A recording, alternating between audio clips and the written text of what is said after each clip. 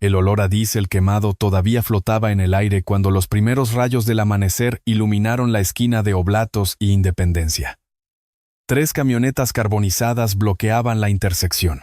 Los vidrios pulverizados cubrían el asfalto como escarcha negra. Y en medio del caos, sobre el capó destrozado de una Suburban blindada, alguien había dejado un objeto que nadie se atrevía a tocar.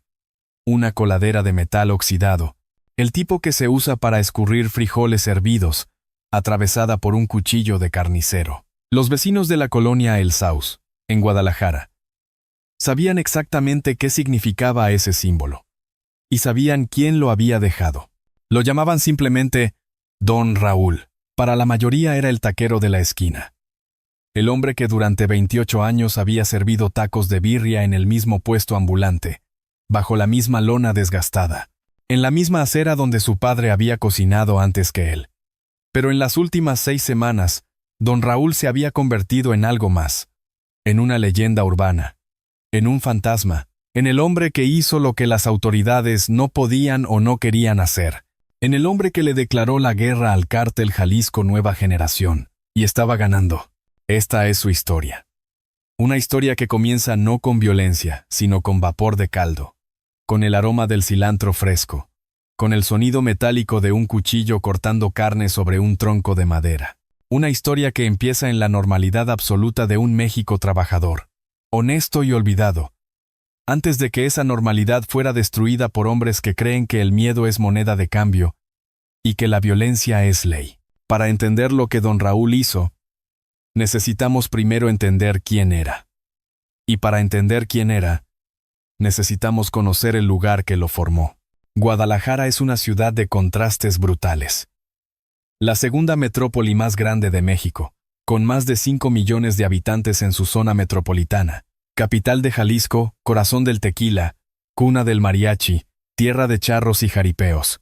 Una ciudad que presume sus tradiciones, mientras sus jóvenes programadores trabajan en empresas de tecnología que exportan software al mundo entero. Pero Guadalajara también es la ciudad donde nació el cártel Jalisco Nueva Generación, donde los camiones de mudanza transportan laboratorios de metanfetamina desarmados, donde las camionetas de lujo con vidrios polarizados bloquean intersecciones en plena luz del día, donde los jóvenes desaparecen y las fosas clandestinas se multiplican en los cerros circundantes.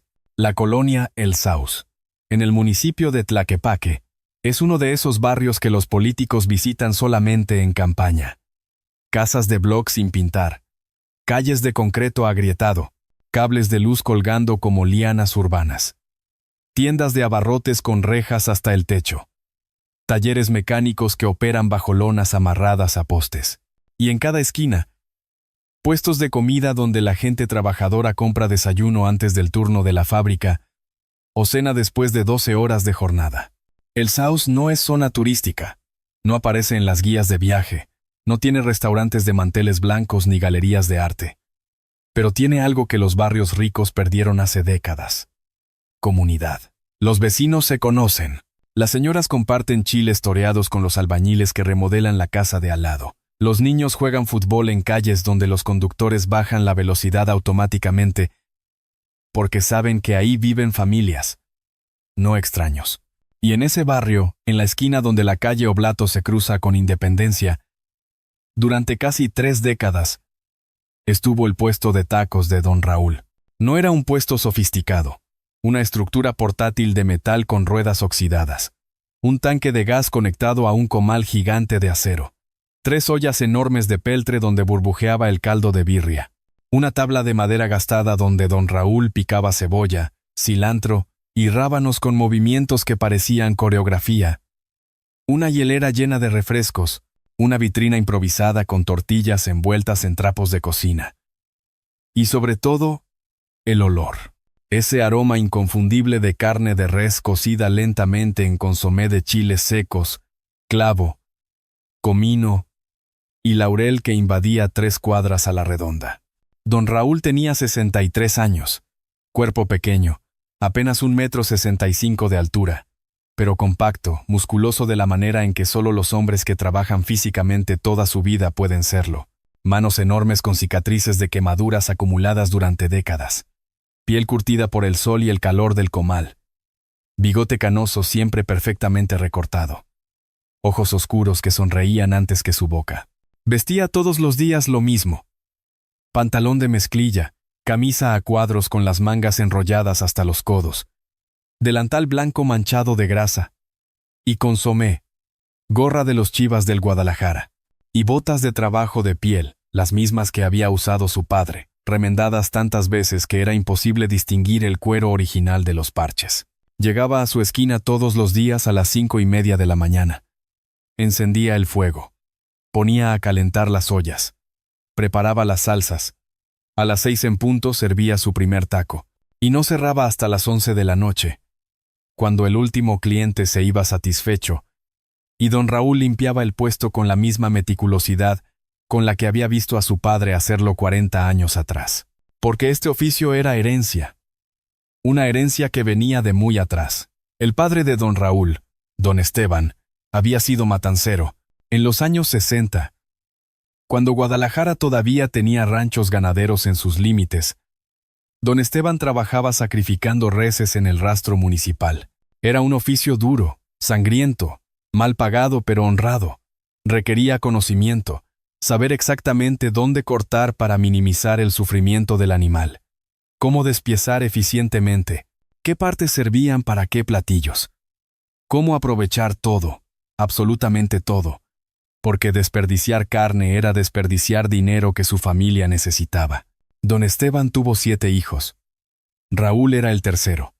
Desde los 8 años acompañaba a su padre al rastro los sábados. Aprendió a afilar cuchillos hasta que cortaran con solo apoyar la hoja. Aprendió anatomía bovina de memoria, sin libros, solo observando cómo su padre separaba músculos de tendones con precisión quirúrgica. Aprendió que el trabajo manual bien hecho tiene dignidad, que no importa lo humilde del oficio si se hace con excelencia. Pero también aprendió algo más. Aprendió paciencia, porque en el rastro la prisa mata. Un movimiento brusco y el cuchillo se resbala. Un corte mal calculado y la carne se arruina. Don Esteban le enseñó que la velocidad viene sola después de 1000 repeticiones, pero que la precisión requiere concentración absoluta. Mide 2 veces, corta una, le decía. Observa primero, actúa después. Y cuando actúes, hazlo completo, sin dudas, sin miedo, sin temblor en la mano. A los 16 años, Raúl dominaba el oficio tanto como su padre. Pero el rastro municipal cerró. La ciudad creció. Los ranchos desaparecieron. Las reses empezaron a venir sacrificadas desde procesadoras industriales. El trabajo de matancero tradicional se volvió obsoleto. Don Esteban tomó una decisión. Si no podía seguir trabajando con carne cruda, trabajaría con carne cocida. Compró una olla grande, un comal portátil y una receta de birria que había heredado de su propia madre, y montó su puesto ambulante en la esquina de Oblatos e Independencia. Raúl trabajó con su padre durante 8 años. Aprendió los secretos de la birria auténtica, el tipo exacto de chile guajillo que da el color sin amargar, la cantidad precisa de comino que perfuma sin dominar, el tiempo exacto de cocción donde la carne se deshace pero no se hace papilla, y sobre todo, aprendió la filosofía de su padre sobre el negocio. Cobra justo, sirve generoso, trata con respeto. La gente regresa donde se siente bien, no solo donde come bien. Cuando don Esteban murió de un infarto a los 58 años, Raúl tenía 24. Heredó el puesto, heredó la receta, heredó la esquina, y heredó algo más. La responsabilidad de mantener viva una tradición familiar. Durante 38 años, Raúl cumplió esa responsabilidad. Se casó con Lucía, una maestra de primaria que conoció cuando ella compraba tacos camino a la escuela. Tuvieron 3 hijos. Miguel, que estudió contabilidad y trabajaba en una empresa de logística. Andrea, enfermera en el hospital civil. Y Roberto, el menor, que había emigrado a Estados Unidos 4 años atrás, buscando mejores oportunidades. La vida de don Raúl era simple pero sólida. No era rico, pero tampoco le faltaba. Pagaba la renta de una casa modesta a 3 cuadras de su puesto. Mandaba dinero cuando algún familiar lo necesitaba. Ahorró durante 15 años para pagar la universidad de sus hijos, y todos los domingos cerraba el puesto para ir a misa con Lucía. Sentarse en la misma banca donde se habían sentado durante décadas, y agradecer por lo que tenían. No era una vida extraordinaria, era una vida común, una vida que millones de mexicanos viven todos los días. Trabajo honesto, familia unida, respeto ganado en la comunidad, la dignidad callada de quien cumple sus obligaciones sin esperar aplausos. Pero esa vida, esa normalidad, esa paz construida ladrillo a ladrillo durante casi 4 décadas, estaba a punto de ser destru. El Cártel Jalisco Nueva Generación no necesita presentación. Es la organización criminal más violenta y expansiva de México. Nació en 2010 de las cenizas del Cártel del Milenio, cuando Nemesio Oseguera Cervantes, alias El Mencho, decidió que era momento de construir su propio imperio. Y lo construyó con sangre. El CJNG opera en 32 estados de México y tiene presencia en 45 países. Controla la producción de metanfetamina a escala industrial. Maneja rutas de tráfico desde Sudamérica hasta Estados Unidos. Y su especialidad, su firma criminal, es la violencia extrema como herramienta de control territorial. Decapitaciones grabadas en video. Cuerpos desmembrados colgados de puentes. Ataques con drones modificados que lanzan explosivos. Emboscadas contra elementos del ejército usando vehículos artillados. El CJNG no negocia. No perdona. No olvida. Y desde 2019 había implementado una estrategia brutal pero efectiva en Guadalajara. El cobro de piso sistemático. No solamente a bares, antros o negocios grandes. A todos.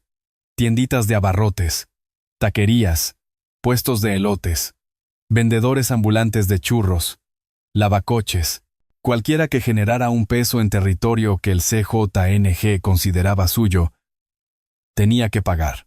La cuota dependía del negocio.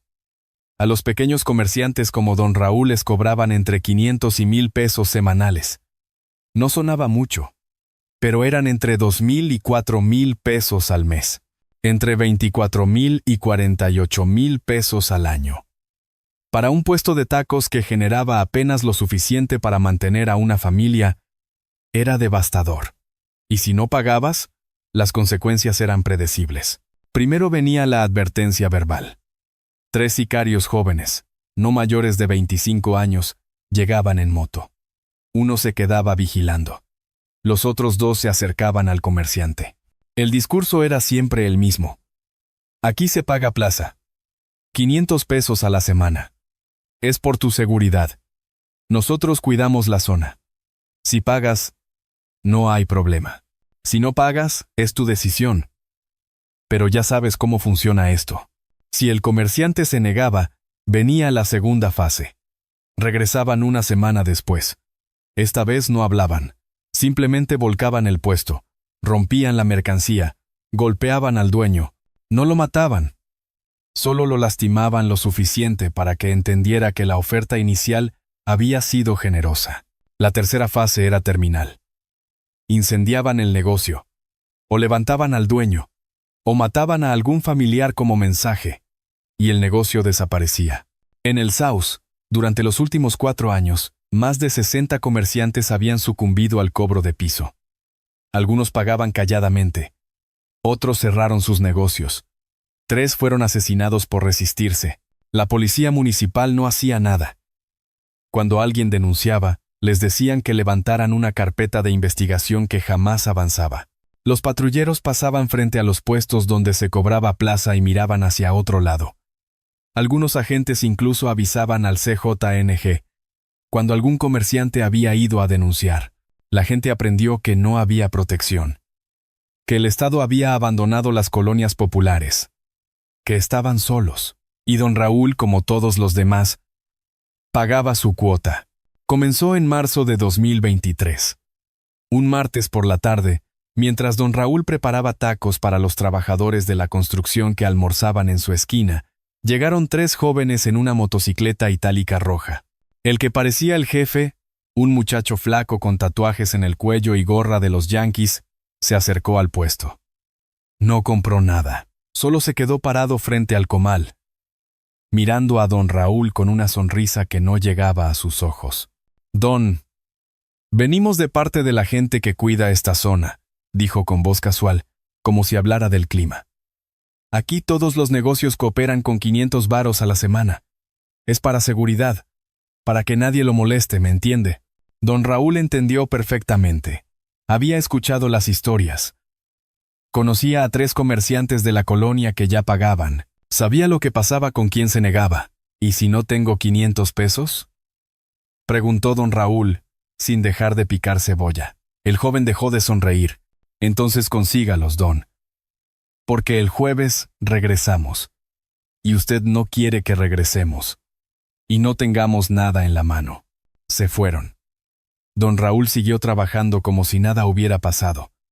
Pero esa noche, cuando cerró el puesto y llegó a casa, Lucía notó que no comió cena, que se quedó sentado en el sillón mirando la pared, que algo lo carcomía por dentro.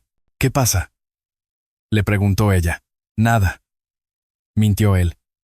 Solo estoy cansado, pero sí pasaba algo. Don Raúl hizo cuentas esa noche. 500 pesos semanales, eran 2,000 al mes. Su ganancia promedio mensual era de 12,000 pesos después de pagar ingredientes, gas y el permiso municipal que nunca le habían dado pero que pagaba de todas formas para evitar multas. Si le quitaban 2,000, le quedaban 10,000. De esos 10,000, 1,500 eran para la renta de la casa, 1,000 para luz y agua, 2,000 para comida, 1,000 para transporte y gastos varios.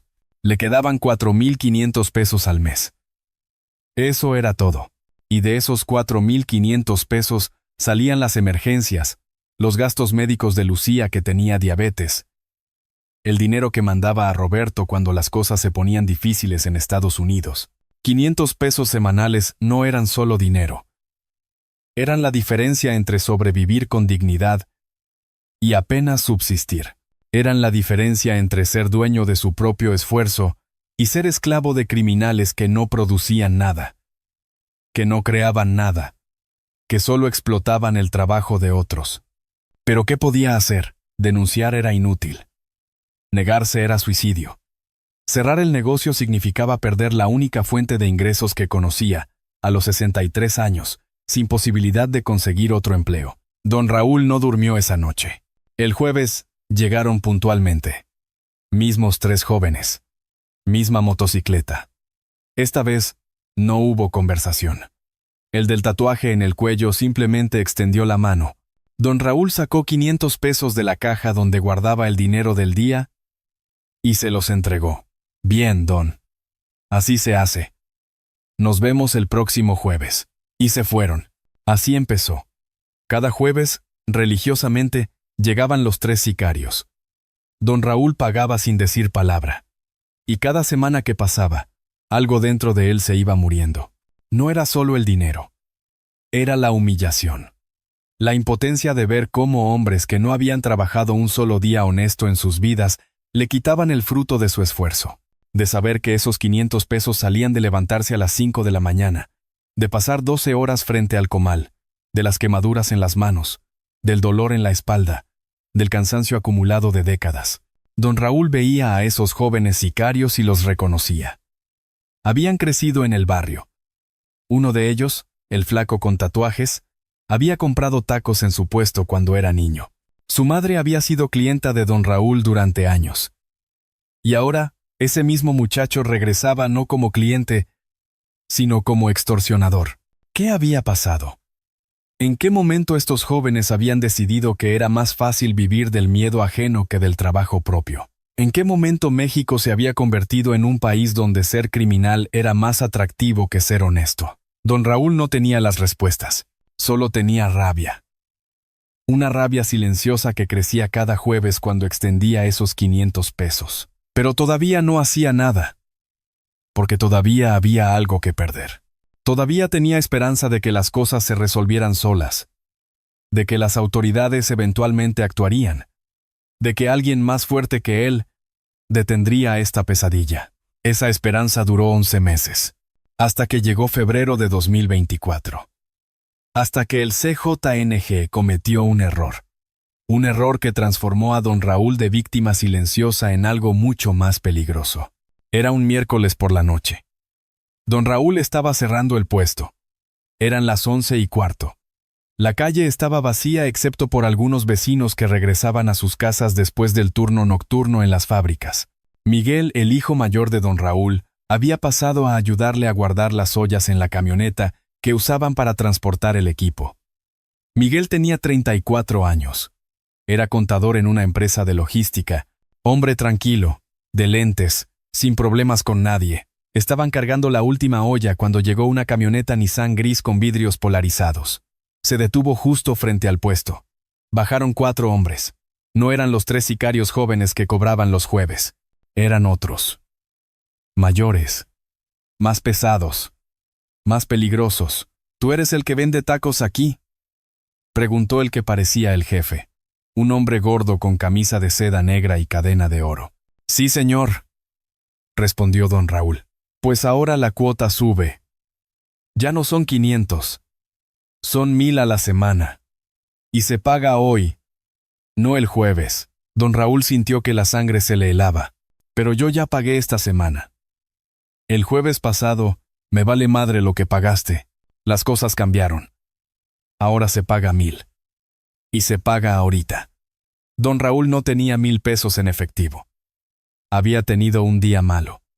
Solo llevaba 300 pesos en la caja. No tengo 1000, dijo con voz firme. Tengo 300. Se los puedo dar. Y el resto. No terminó la frase. El hombre gordo le dio una bofetada que lo tiró al suelo. Miguel reaccionó instintivamente. Se lanzó a defender a su padre. Fue un error. Uno de los sicarios sacó una pistola y le disparó 2 veces en el pecho. Miguel cayó sobre el asfalto. La sangre comenzó a extenderse bajo su cuerpo formando un charco negro, bajo la luz amarilla de los postes. Don Raúl gritó. Se arrastró hacia su hijo. Lo tomó en brazos. Miguel todavía respiraba, pero sus ojos ya se estaban apagando. Papá. Fue lo único que alcanzó a decir antes de que la vida se le escapara.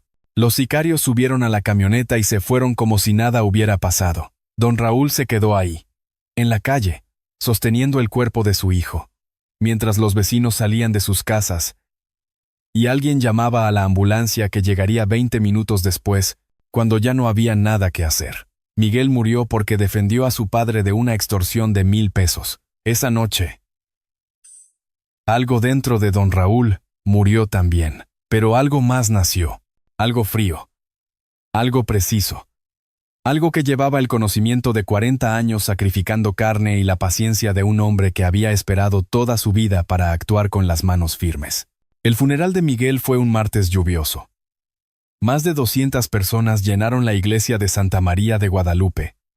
Compañeros de trabajo, vecinos, amigos de la infancia, gente que había comprado tacos en el puesto de don Raúl durante décadas, y que ahora venían a presentar sus respetos. Lucía no dejó de llorar en ningún momento. Andrea, la hija enfermera, tuvo que sostenerla durante toda la ceremonia porque las piernas no le respondían. Roberto no pudo venir desde Estados Unidos, no tenía papeles. Cruzar la frontera significaba no poder regresar. Así que se quedó allá, llorando solo en un departamento de Chicago, mirando fotos de su hermano en el celular. Don Raúl no lloró. Se quedó parado frente al ataúd cerrado, mirando la fotografía de Miguel que habían colocado sobre la tapa. Su hijo sonreía en esa foto. Estaba en la graduación de la universidad, con toga y birrete, orgulloso de ser el primero de la familia en tener un título profesional. La gente interpretó el silencio de don Raúl como shock, como el dolor mudo de un padre destrozado. Y tenían razón, pero solo en parte. Porque don Raúl no estaba en shock, estaba calculando. Durante el velorio, mientras la gente pasaba a darle el pésame, mientras las señoras del barrio traían cazuelas con comida, mientras el sacerdote hablaba del perdón y la misericordia divina, don Raúl solo pensaba en una cosa, en los hombres que habían matado a su hijo. Los recordaba perfectamente. Cada detalle. El hombre gordo con camisa de seda negra y cadena de oro que había dado la orden. El sicario flaco con tatuaje de calavera en el antebrazo que había disparado. Los otros dos que habían permanecido atrás, uno con gorra de los Raiders, otro con chamarra de cuero café. Don Raúl había pasado 40 años observando cómo se comportaban las reses antes del sacrificio, observando patrones en sus clientes, quiénes venían a qué hora, qué ordenaban, cómo pagaban. La observación era su talento natural, y ahora ese talento tenía un nuevo propósito. La policía vino a tomar declaración al día siguiente del asesinato. 2 agentes ministeriales que olían a cigarro barato.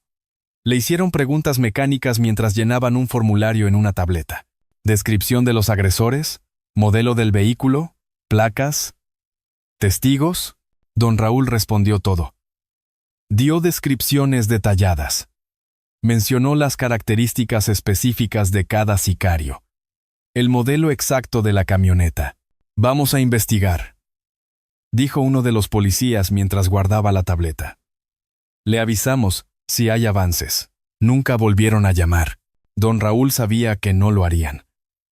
Sabía que su declaración terminaría archivada en algún servidor olvidado. Sabía que los sicarios que mataron a Miguel seguirían operando con total impunidad, cobrando plaza, extorsionando, matando. Sabía que la justicia oficial no existía para gente como él. Entonces decidió crear su propia justicia. Durante 3 semanas don Raúl actuó con absoluta normalidad. Reabrió el puesto de tacos. Llegaba a las 5:30 de la mañana. Preparaba la birria. Servía clientes. Cerraba a las 11 de la noche. Lucía le suplicó que cerrara el negocio. Ya perdimos a Miguel, le decía entre lágrimas. No quiero perderte a ti también. Cierra el puesto. Busquemos otra cosa. Pero don Raúl se negó. Este puesto es lo único que me queda de mi padre, respondía con voz tranquila. Es lo único que le puedo dejar a Andrea y a Roberto. No voy a permitir que me lo quiten.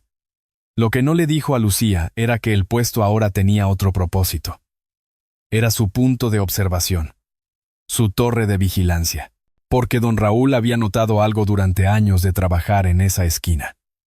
Notó que los sicarios del CJNG tenían rutas fijas. Pasaban por las mismas calles a las mismas horas, cobraban plaza siguiendo patrones predecibles. Y sobre todo, tenían hábitos. Los 3 sicarios jóvenes que le habían cobrado durante meses siempre llegaban los jueves entre 2 y 3 de la tarde. Siempre en la misma motocicleta itálica roja. Siempre tomaban la ruta que pasaba por la Avenida Revolución. Doblaban en la calle Hidalgo y llegaban a Oblatos. El hombre gordo con camisa de seda que había ordenado el asesinato de Miguel también tenía rutinas. Don Raúl lo había visto pasar frente a su puesto 3 veces. En las últimas 2 semanas, siempre en la misma camioneta Nissan gris. Siempre entre las 9 y 10 de la noche. Siempre solo en el asiento trasero mientras un chofer manejaba. Los sicarios se creían invencibles. Se creían intocables. Y esa arrogancia los hacía predecibles. Don Raúl comenzó a documentar todo. No en papel, en su memoria. Tenía una memoria extraordinaria para patrones, desarrollada durante décadas de recordar pedidos complejos sin escribirlos. Memorizó las placas de los vehículos, los horarios exactos, las rutas, quiénes viajaban solos y quiénes en grupo, quiénes portaban armas visibles y quiénes las ocultaban, qué días cobraban en qué negocios, y mientras memorizaba también preparaba. Don Raúl tenía ventajas que los sicarios no conocían. Ventajas silenciosas, pero letales. La primera era su invisibilidad social. Un taquero de 63 años no llama la atención. Es parte del paisaje urbano. La gente lo ve todos los días, pero nadie realmente lo observa. Es como el cartero o el barrendero. Presencias constantes que el cerebro filtra automáticamente. Esa invisibilidad le permitía observar sin ser observado. La segunda ventaja era su conocimiento del territorio. Don Raúl había trabajado en esa esquina durante 28 años. Conocía cada calle del barrio. Sabía qué callejones no tenían salida, qué casas tenían perros, dónde había cámaras de seguridad y dónde no, qué rutas usaba la policía para patrullar. Conocía el barrio mejor que los sicarios que venían de fuera. La tercera ventaja era su oficio. Don Raúl había pasado 40 años cortando carne. Conocía anatomía con precisión quirúrgica. Sabía exactamente dónde cortar para seccionar arterias mayores. Sabía cuánta presión aplicar.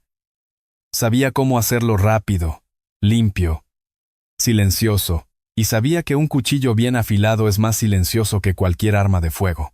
La cuarta ventaja, la más importante, era que no tenía miedo. Ya había perdido lo más valioso que tenía. Su hijo estaba muerto. Su familia estaba destrozada. Su vida tal como la conocía había terminado la noche que Miguel cayó en esa calle. Un hombre que ya no tiene nada que perder es el enemigo más peligroso que existe. Don Raúl comenzó la preparación física. No de manera obvia, sino integrada en su rutina diaria. Cuando cargaba las ollas pesadas de birria, lo hacía más lento, con más control, trabajando los músculos del core. Cuando caminaba de su casa al puesto, tomaba rutas más largas. Caminaba más rápido. Aumentaba su resistencia cardiovascular. Un hombre de 63 años no puede competir en fuerza bruta con sicarios de 20. Pero no necesitaba fuerza bruta. Necesitaba resistencia, precisión y velocidad en un solo movimiento. Las quemaduras en sus manos dejaron de dolerle hace décadas. Había desarrollado callos tan gruesos que podía tocar el comal caliente sin sentir nada. Esas manos endurecidas por el trabajo podían apretar sin temblar. También comenzó a modificar sus herramientas. Tenía 3 cuchillos de carnicero que usaba en el puesto. El más grande, con hoja de 25 centímetros, lo afilaba todas las noches hasta que podía cortar papel con solo apoyar el filo. Ese cuchillo no era solo para cortar carne de res, y luego estaba el símbolo. Don Raúl lo decidió durante una noche de insomnio. Necesitaba algo que identificara sus actos, algo que enviara un mensaje claro, algo que conectara con su pasado, con su oficio, con su identidad. Su padre había sido matancero. Él había heredado ese oficio, y en el rastro, antes de sacrificar una res, su padre siempre hacía lo mismo. Marcaba al animal con un sello de metal oxidado que tenía sus iniciales. Don Raúl todavía conservaba ese sello. Estaba guardado en una caja de herramientas viejas en su casa. Lo sacó, lo limpió y lo modificó. Soldó un mango de madera para poder sostenerlo mejor. Ese sería su firma. No las iniciales de su padre, sino una coladera de metal. El utensilio más humilde de su oficio, el que usaba para escurrir los frijoles del caldo de birria. Una coladera atravesada por su cuchillo de carnicero. El mensaje sería claro para quien supiera leerlo. El taquero que extorsionaron. El padre cuyo hijo asesinaron. El hombre al que consideraron insignificante. Ese hombre estaba cobrando la deuda. El jueves 7 de marzo de 2024, exactamente 3 semanas después del funeral de Miguel, don Raúl ejecutó su primera acción. Ese día los 3 sicarios jóvenes llegaron puntualmente a las 2:30 de la tarde. El flaco con tatuajes en el cuello bajó de la motocicleta y se acercó al puesto con su sonrisa habitual. «¿Qué onda, don? Venimos por la cooperación semanal». Don Raúl no dijo nada. Sacó 500 pesos y se los entregó. «Bien, así me gusta. Nos vemos la próxima semana». Los 3 sicarios se fueron. Doblaron por la calle Hidalgo como siempre. Tomaron la ruta hacia el norte, hacia el barrio de la Federacha donde tenían una casa de seguridad. Don Raúl cerró el puesto inmediatamente. Eran las 3:10 de la tarde. Guardó todo en 15 minutos, algo que normalmente le tomaba media hora. Subió a su camioneta Ford del 98 y comenzó a manejar. No siguió directamente a los sicarios. Eso sería obvio. Pero conocía su ruta. Conocía el atajo por calles secundarias que le permitía llegar antes que ellos a cierto punto. Estacionó la camioneta 3 cuadras antes de la casa de seguridad. Caminó por un callejón. Se posicionó detrás de un contenedor de basura desde donde podía ver sin ser visto. Esperó. A las 3:22 de la tarde, los 3 sicarios llegaron a la casa de seguridad en su motocicleta. Estacionaron afuera. 2 de ellos entraron. El flaco con tatuajes se quedó afuera fumando un cigarro, revisando su celular. Don Raúl observó durante 40 minutos. Estudió los movimientos. Vio que el sicario flaco salía cada 15 minutos a fumar, que cuando fumaba, le daba la espalda a la calle, mirando hacia la puerta de la casa. Esa era la oportunidad. Don Raúl regresó a su camioneta. Sacó una bolsa de plástico donde llevaba su cuchillo de carnicero envuelto en trapos. Sacó la coladera de metal. Los guardó bajo su chamarra y esperó al día siguiente. Porque un hombre paciente no actúa en el primer momento posible. Actúa en el momento correcto. Viernes 8 de marzo, 5:15 de la tarde. El sol comenzaba a declinar sobre Guadalajara. Las calles de la Federacha se llenaban con trabajadores que regresaban a sus casas. Niños jugaban fútbol en lotes baldíos. Vendedores ambulantes ofrecían elotes y raspados. Don Raúl caminaba entre ellos como un fantasma. Vestía su ropa de siempre: pantalón de mezclilla, camisa a cuadros, gorra de los Chivas. Nadie lo miraba dos veces. Era solo otro hombre mayor volviendo a casa después del trabajo. Pero bajo su chamarra llevaba el cuchillo de carnicero envuelto en trapos. En el bolsillo de su pantalón, la coladera de metal. Y en su mente, un plan ejecutado con la misma precisión con la que había cortado carne durante 40 años. La casa de seguridad era una construcción de 2 pisos con pintura descascarada. Tenía un portón de metal y una ventana con rejas. No había cámaras visibles. Los sicarios se sentían seguros en su propio territorio. Ese era su error. Don Raúl se posicionó en el mismo callejón del día anterior. Desde ahí podía ver la puerta sin ser visto. Y esperó. A las 5:42, el sicario flaco salió a fumar. Misma rutina. Cigarro en la boca, celular en la mano, espalda hacia la calle. Don Raúl contó mentalmente. El sicario tardaba aproximadamente 6 minutos en fumar. Durante esos 6 minutos, su atención estaba dividida entre el celular y el cigarro. No miraba alrededor, no esperaba amenazas. ¿Por qué lo haría? Era un sicario del CJNG. Era él quien representaba la amenaza. Nadie se atrevía a tocarlo. Don Raúl comenzó a caminar. Pasos normales. Sin prisa. Como si fuera un vecino más pasando por la calle. Se acercó por la espalda del sicario. 10 metros. 8 metros. 5 metros. El sicario seguía mirando su celular. Reía por algo que veía en la pantalla. Probablemente un video. Tenía audífonos puestos. 3 metros. 2 metros. Don Raúl sacó el cuchillo de bajo la chamarra con la mano derecha.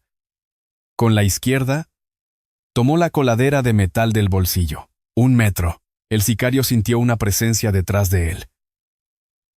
Comenzó a voltear. No terminó el movimiento. Don Raúl ejecutó el corte con precisión quirúrgica. Un movimiento lateral que seccionó la arteria carótida y la tráquea simultáneamente. Exactamente como su padre le había enseñado a sacrificar reses.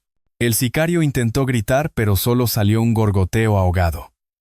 Intentó llevarse las manos al cuello, pero don Raúl ya lo sostenía, bajándolo suavemente al suelo mientras la vida se le escapaba en segundos. No hubo lucha. No hubo sonido. Solo el silbido del aire escapando por la tráquea cortada y el borboteo de la sangre. En 30 segundos, el sicario estaba muerto. Don Raúl actuó con velocidad mecánica. Dejó la coladera de metal sobre el pecho del sicario. Clavó el cuchillo de carnicero atravesándola, fijándola al cuerpo. Se limpió las manos en los trapos que llevaba. Guardó los trapos bajo la chamarra y comenzó a caminar. Pasos normales, sin correr. Sin mirar atrás. Giró en la primera esquina. Caminó 3 cuadras. Subió a su camioneta que había dejado estacionada con las llaves puestas. Arrancó y condujo tranquilamente hacia su casa. Nadie lo vio. Nadie sospechó nada. Cuando llegó a casa, Lucía estaba preparando la cena. «¿Cómo te fue hoy?», preguntó ella. «Normal», respondió don Raúl. «Voy a bañarme». Esa noche don Raúl durmió por primera vez en 3 semanas. Un sueño profundo, sin pesadillas, sin interrupciones. El cuerpo del sicario fue encontrado 20 minutos después por sus compañeros. Cuando salieron a buscarlo y lo vieron tirado en la banqueta con la coladera y el cuchillo clavados en el pecho, supieron inmediatamente que esto no era un robo. No era un ajuste de cuentas entre cárteles. Era un mensaje. La noticia llegó a los jefes del CJNG en la Federacha esa misma noche. Hubo reunión de emergencia. Revisaron las cámaras de seguridad de negocios cercanos, pero no había nada útil. El ángulo estaba mal. La resolución era pésima. Solo se veía una figura borrosa que podía ser cualquiera. Interrogaron a vecinos. Nadie había visto nada. O si lo vieron, no iban a decirlo. En colonias como la Federacha, la gente aprende rápido que hablar con sicarios es más peligroso que quedarse callado. El CJNG tenía un problema. Uno de sus cobradores había sido asesinado en territorio que controlaban.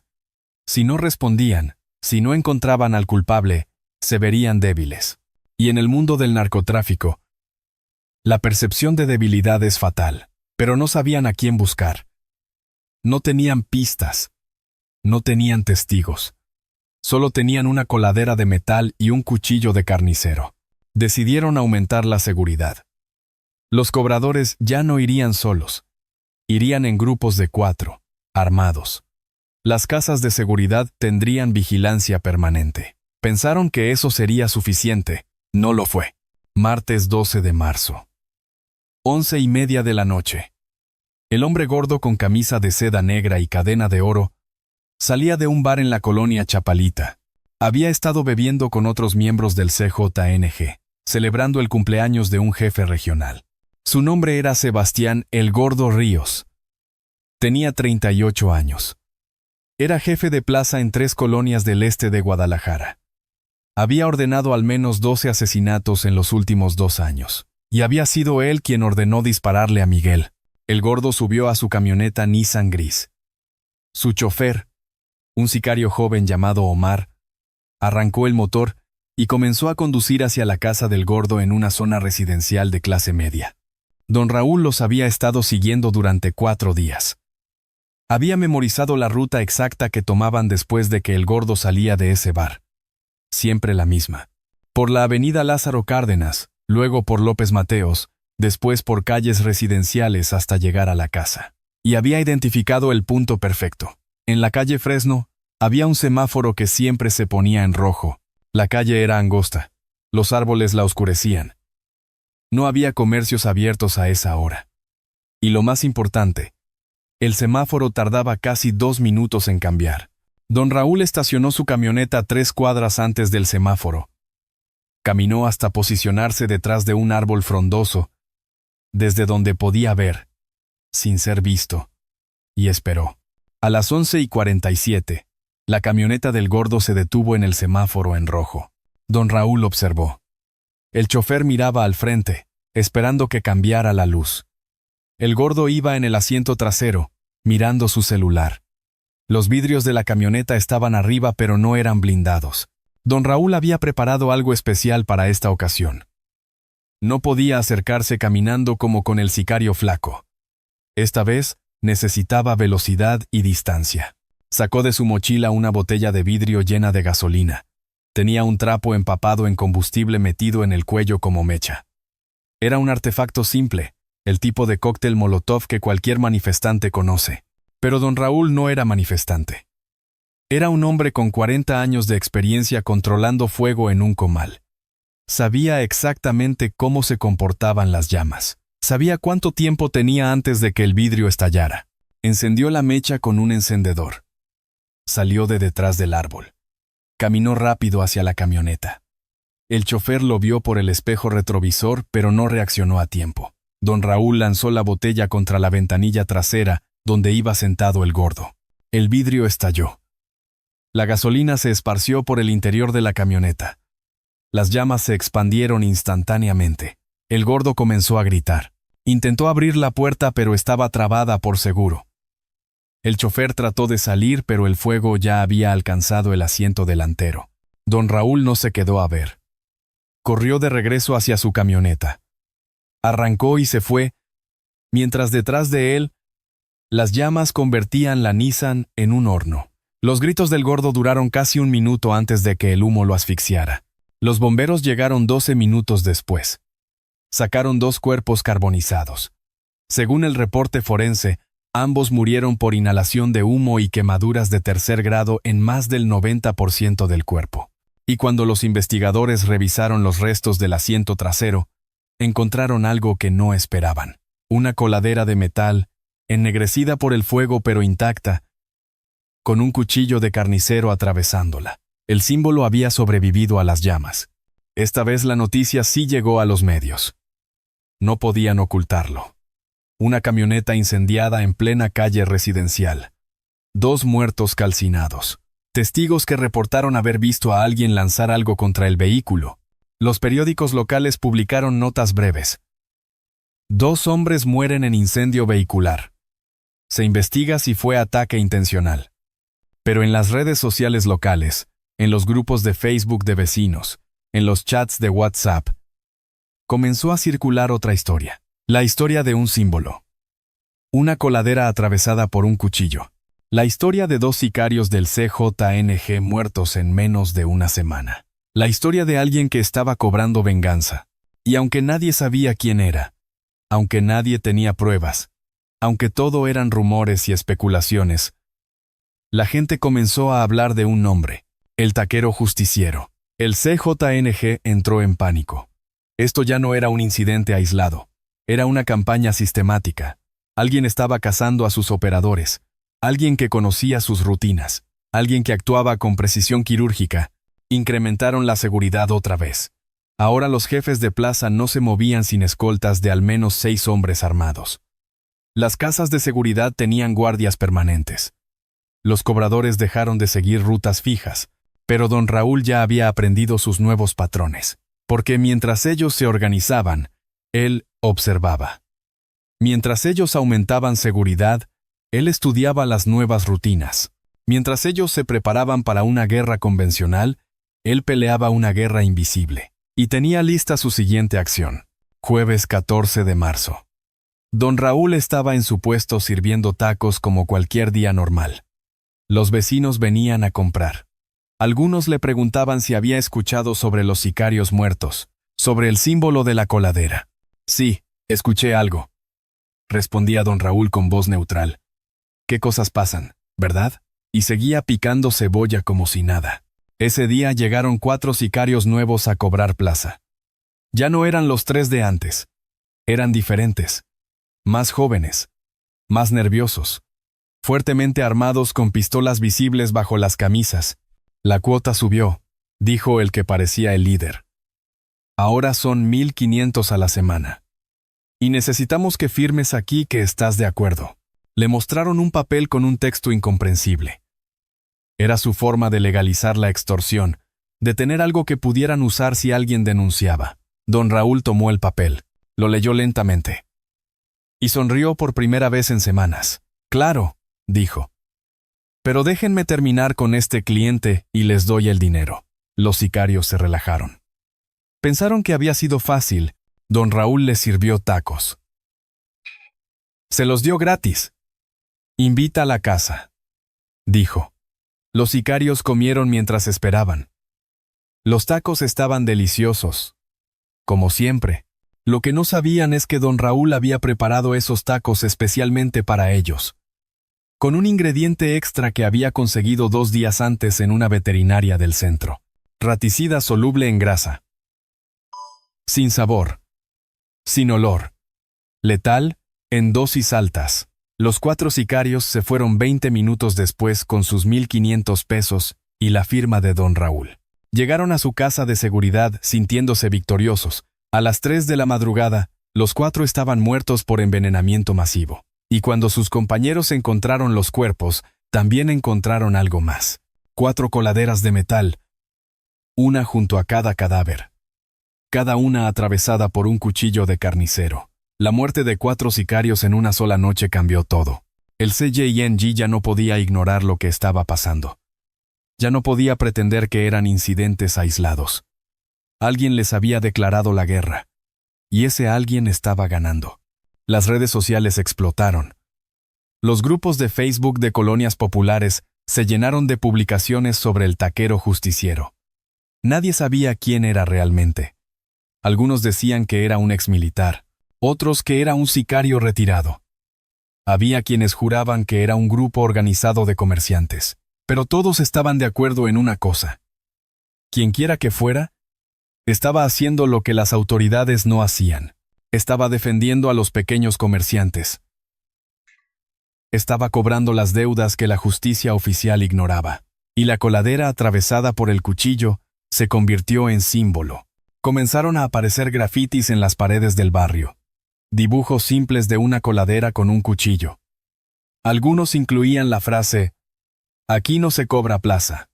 Otros decían, «El pueblo se defiende». Los comerciantes de El Saus, de la Federacha, de Santa Cecilia y de otras colonias donde el CJNG cobraba extorsión, comenzaron a sentir algo que no habían sentido en años. Esperanza. Pero don Raúl sabía que esto no podía terminar bien para él. El CJNG tenía recursos ilimitados. Podía perder 10 sicarios y reclutaría 20 más. Podía perder 100,000 pesos en una semana y los recuperaría en 2 días. Era una organización con estructura, con territorio, con poder. Él era solo un hombre de 63 años, con un puesto de tacos. Las matemáticas no estaban de su lado, pero tampoco le importaba. Porque don Raúl no estaba peleando para ganar. Estaba peleando para enviar un mensaje. Un mensaje que resonara más allá de su propia vida.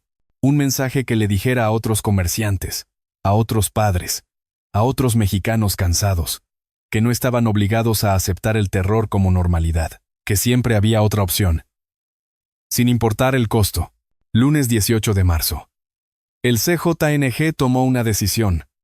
Ya no iban a mandar sicarios de bajo nivel a cobrar plaza en el Saus. Iban a mandar a alguien importante. Alguien con experiencia. Alguien que pudiera identificar amenazas. Su nombre era Julio, el Chino Delgado.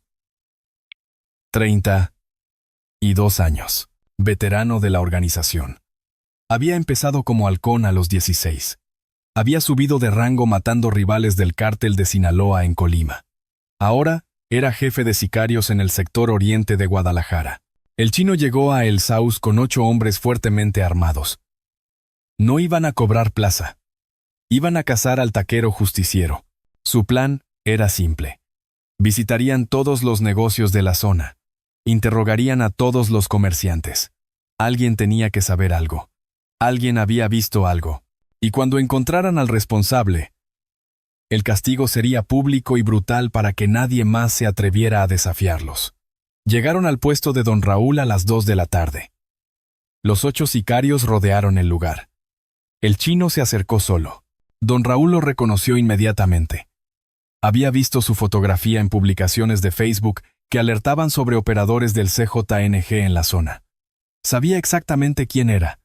Y sabía por qué estaba ahí. «Buenas tardes, don», dijo el Chino con voz educada pero fría. «Queremos hablar con usted». Don Raúl siguió picando cebolla. «Usted lleva muchos años trabajando aquí, ¿verdad? Conoce a toda la gente del barrio». «Conozco a algunos». «Entonces seguramente ha escuchado sobre alguien que está matando a nuestra gente. Alguien que deja una coladera y un cuchillo». «¿Ha escuchado algo?» Don Raúl levantó la vista. Miró directamente a los ojos del Chino. Y en ese momento, el Chino vio algo que lo hizo dudar. Algo en esos ojos oscuros. No era miedo. No era sumisión. Era reconocimiento. Como si don Raúl supiera exactamente quién era él y qué había hecho. «He escuchado los rumores», respondió don Raúl con voz tranquila. «Pero no sé nada más». El Chino sintió un escalofrío. Algo no cuadraba. Este viejo taquero no se comportaba como las demás víctimas. No temblaba. No sudaba. No desviaba la mirada. «Usted perdió a alguien recientemente, ¿verdad, don?» «Un hijo, creo». Don Raúl dejó de picar cebolla. «Sí. Mi hijo Miguel. Lo siento mucho». «¿Cómo murió?» «Le dispararon. Unos hombres que venían a cobrar plaza». El Chino procesó la información. «Hijo muerto. Padre que trabaja en la zona donde empezaron los asesinatos. Padre que no muestra miedo. ¿Y usted no tiene rabia? ¿No tiene ganas de venganza?» Don Raúl volvió a mirarlo a los ojos. «Todos tenemos rabia. Todos queremos venganza. Pero no todos pueden hacer algo al respecto». Fue en ese momento cuando el Chino lo supo. No tenía pruebas. No tenía testigos. Pero lo supo. con certeza absoluta. El hombre frente a él, este taquero de 63 años con manos quemadas y delantal manchado, era el taquero justiciero. El chino sacó su pistola. La apuntó directamente a la cabeza de don Raúl. Creo que usted sí puede hacer algo al respecto, don. Creo que usted ya hizo varias cosas. Don Raúl no se movió. No levantó las manos. Solo sonrió ligeramente.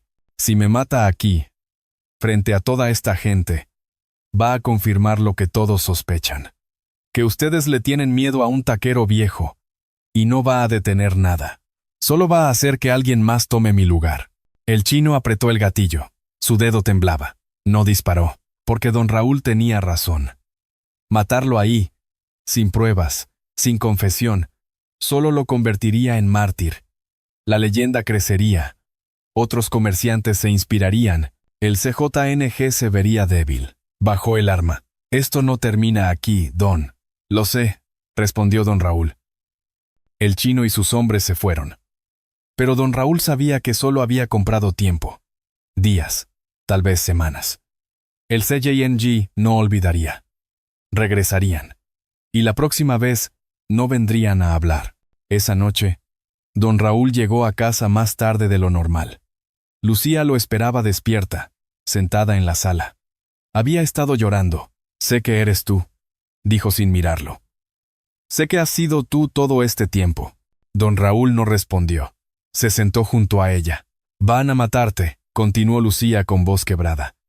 Van a matarte como mataron a Miguel, y voy a quedarme sola, sin esposo, sin hijo, sin nada. Lo siento, fue lo único que don Raúl pudo decir. Lucía lo abrazó. Lloraron juntos por primera vez desde el funeral de Miguel. ¿Valió la pena?, preguntó ella. ¿Valió la pena matar a esos hombres? Don Raúl pensó en la pregunta. Pensó en Miguel. Pensó en los comerciantes que ya no pagaban extorsión porque los sicarios tenían miedo. Pensó en los grafitis de coladeras en las paredes. Pensó en los rumores que recorrían las colonias. No lo sé, respondió con honestidad. Pero alguien tenía que hacer algo. Y yo era el único que podía. Miércoles 20 de marzo. 3 de la madrugada. Don Raúl estaba despierto en la cama. No podía dormir. Sentía que algo iba a pasar. A las 3:20 escuchó el sonido de camionetas deteniéndose frente a su casa. Se levantó. Fue a la ventana. Vio 4 vehículos con al menos 20 sicarios armados. Habían venido por él. Don Raúl caminó tranquilamente a su habitación. Despertó a Lucía. Tienes que salir por la puerta trasera. Ahora. Ve a casa de Andrea. No regreses. No voy a dejarte. Lucía, por favor. No discutas. Vete. Ella vio la determinación en sus ojos. Lo besó una última vez. Y salió corriendo por la puerta trasera, mientras los sicarios comenzaban a golpear la puerta principal. Don Raúl caminó a la cocina. Tomó su cuchillo de carnicero. Tomó una coladera de metal. Y esperó. La puerta explotó hacia adentro. 20 hombres entraron apuntando con rifles de asalto. Lo encontraron parado en medio de la sala. Cuchillo en una mano. Coladera en la otra. El chino entró detrás de sus hombres. Miró a don Raúl. Asintió con respeto. Usted ganó, don. No en esta batalla. Pero ganó algo más importante. Ganó el respeto. Y eso no se lo podemos quitar aunque lo matemos. Don Raúl sonrió. Dígale a su jefe que hay miles como yo. Comerciantes cansados. Padres destrozados. Gente que ya no tiene nada que perder. Pueden matarme. Pero no pueden matar la idea. El chino levantó su arma. 52 disparos atravesaron el cuerpo de don Raúl. Cayó sosteniendo la coladera y el cuchillo hasta el último momento. Murió como había vivido. De pie. Con dignidad. Sin rendirse. La noticia de su muerte corrió como fuego. Los periódicos locales publicaron la historia completa. Taquero asesinado tras vengarse del CJNG por muerte de su hijo. Las redes sociales explotaron. El nombre de Raúl Hernández se volvió tendencia nacional. Pero algo más pasó. Algo que el CJNG no esperaba. En vez de asustar a los comerciantes, La muerte de don Raúl los inspiró. 2 semanas después, otro sicario del CJNG apareció muerto en Tonalá. Junto a su cuerpo, una coladera atravesada por un cuchillo. Un mes después, 3 sicarios fueron envenenados en Tlajomulco. Mismo símbolo. Cada mes aparecían nuevos casos. En diferentes colonias, diferentes métodos, pero siempre el mismo símbolo. Dienclisi, la coladera y el cuchillo. El CJNG intentó detenerlo. Aumentaron seguridad. Mataron a sospechosos. Pero no podían detener una idea. No podían matar un símbolo. Porque don Raúl tenía razón. Había miles como él. Y ahora todos tenían un símbolo que los unía. 5 años después, en 2029, en la esquina de Oblatos e Independencia, donde estuvo el puesto de don Raúl, los vecinos pintaron un mural. Muestra a un hombre mayor con delantal, sosteniendo una coladera en una mano y un cuchillo en la otra. Detrás de él, las siluetas de miles de personas. El texto del mural dice: a Raúl Hernández, el taquero que nos enseñó que la dignidad no se negocia. El cobro de piso en el SAUS nunca desapareció completamente. El CJNG sigue operando en Guadalajara. La violencia continúa, pero algo cambió. Los comerciantes ya no se sienten completamente indefensos. Saben que alguien se atrevió. Saben que es posible resistir. Y saben que si lo hacen, no estarán solos. Porque la historia de don Raúl no es solo la historia de un hombre que se vengó. Es la historia de cada persona que alguna vez ha sido pisoteada por criminales y ha decidido no aceptarlo en silencio. Es la historia de cada padre que ha perdido un hijo a la violencia. Es la historia de cada comerciante que trabaja 12 horas diarias para que sicarios le roben lo ganado. Es la historia de un México que todos llevamos dentro. Un México que se niega a morir. Que se niega a rendirse. Que insiste en creer que la justicia, aunque tarde, aunque cueste, aunque duela, eventualmente llegará. Don Raúl no cambió México. No destruyó al CJNG. No terminó con el cobro de piso, pero encendió una chispa. Y esas chispas, cuando caen en el lugar correcto, pueden iniciar incendios que nadie puede apagar. En las calles de Guadalajara, en las paredes de las colonias populares, todavía aparecen de vez en cuando grafitis de coladeras atravesadas por cuchillos. Y cada vez que alguien los ve, recuerda que hubo un taquero que decidió que su hijo no moriría en vano.